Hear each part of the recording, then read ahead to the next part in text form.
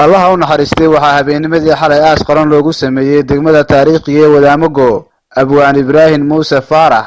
Abwaan Baabuur oo kamid ahaa abwaaniinta Soomaaliland waxaana aaska marxuumka ka soo qayb galay abwaano qaar kamid ah mas'uuliyiinta maamulka gobolka Saraar iyo waliba ehelada marxuumkani ugu horreynba waxa halkaasi ka hadlay qaar kamid ah ehelada marxuum Ibrahim Muuse Faarax Abwaan Baabuur waliba musharax Siciid Salabaan Mire waxaana dhamaantoodba ku dheeraadeen taariikhda abwaanka iyagoo Ilaahayna uga bariyeen naxariistii janno ka waraabiyo ehelkii qaraabadii iyo guud ahaanba qaranka Soomaaliland samir iyo iimaan ka siiyo inna lillahi wa inna ilayhi raaji'uun ilaahay ha naxariisto xaaji Ibrahim xaaji Muuse xaaji Faarax oo ku geeriyooday caawa Wadaamago awowgay buu ahaa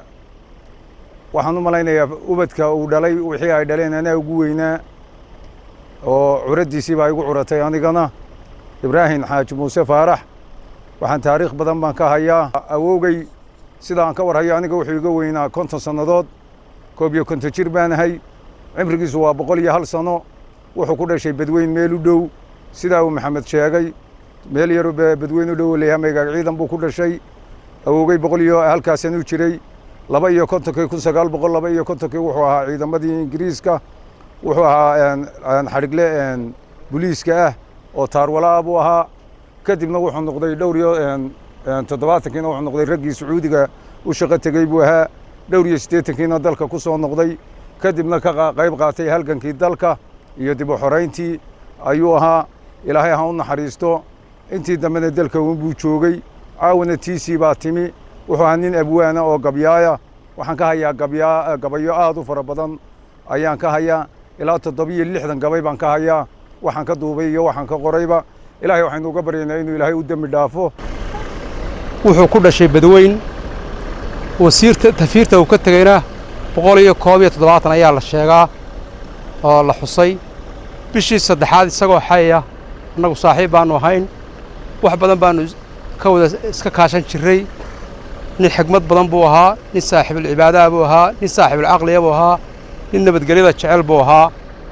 wuxuu ii sheegay inuu dhashay 1919 oo 101 jiro inna lillahi wa inna ilayhi raaji'uun kullu nafsin daaqatul mawt qof kastaaba geerida mar buu dhaminaya aawade taariikhdii marxuumka ama abwaanka waxa ka sheekeeyay odayaashii ka horreeyay duco in baan u soo taagay Ilaahay samir iyo iimaan saadiq ah naga siiyo dhamaantayada ay ilaahaba uu dhinto ilaahaba ka haystay Ilaahay samir iyo iimaan gidiga naga siiyo innagana waxaad noo ducaysaa aabahayo nin qaali ah uu baxay إن لمذا درجة إلهي نقص صاروا. راجعون كل نفس ذائقة الموت نفل بقيرد ولا دمنا يسا أغير كي حاج إبراهيم حاج موسى إلهي نحرستنا كورابيو وعهانين سداي شيئا سمطلسا وعهانين حربيكتيا الله وإنا إليه راجعون أكن عارف عن تحسين الدرجة قريبا كتمي إبراهيم حاج موسى حاج فارح وعاو ku geeriyooday degmada Wadaamago ana askiisi joogno waxaan Ilaahay uga baryayaa inuu Ilaahay naxariis janno ka waraabiyo inuu Ilaahay qabriga u nuuro inuu Ilaahay su'aasha u fududeeyo Xaaji Ibrahim marka laga taariikhdiisa kale iminka halka lagu soo koobi kari maayo cimriga dheer wuxuu dawo ka yahay qofka nabataliska ama qofka wanaagsan Ilaahay ka yeelo marti la jecel Ilaahay ka yeelo وبالخير له إلهي كديجو هو بيشال لقى حرية نارتها لقى ديجو إن الله وإنا إليه راجعون المرحوم كإلهي قد كهو نورو دعي له قبعه هي إلهي حنو كبرينا عمل كيسي إنو كديجو عمل صالحة إلهي حنو كبرينا إنو جنة فردوسو وداقو إلهي حنو كبرينا إنو دنبقيسي يدنوبتي والدكين يتين بدافو عبر قادش إنو تايدمانتين halkaas inuu ku wada dambeynayna marxaati sanba loo furay oo dad badan oo marxaati u furay inuu qof wanaagsan ahaa Ilaahay wa inna ilayhi raaji'uun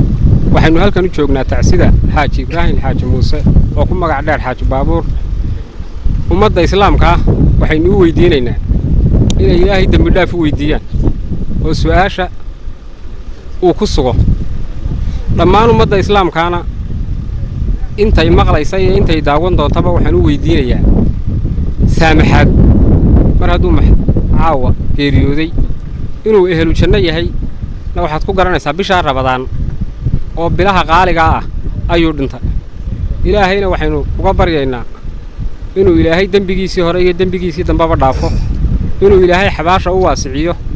ehelkii qaraabadii iyo qoyskii iyo dhammaan golaha abwaanada dhaqanka Soomaaliyeedna waxaan u dirayaa tacsi aan leeyahay ilaahay samir iyo iimaan haynaga siiyo ubadkiisii iyo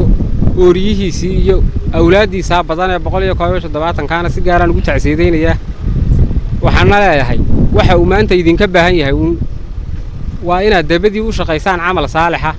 Salabaan cilmi Siciid Salabaan Kiiko telefishinka caalamiga ee Ariel degmada taariikhiga ee Wadaamago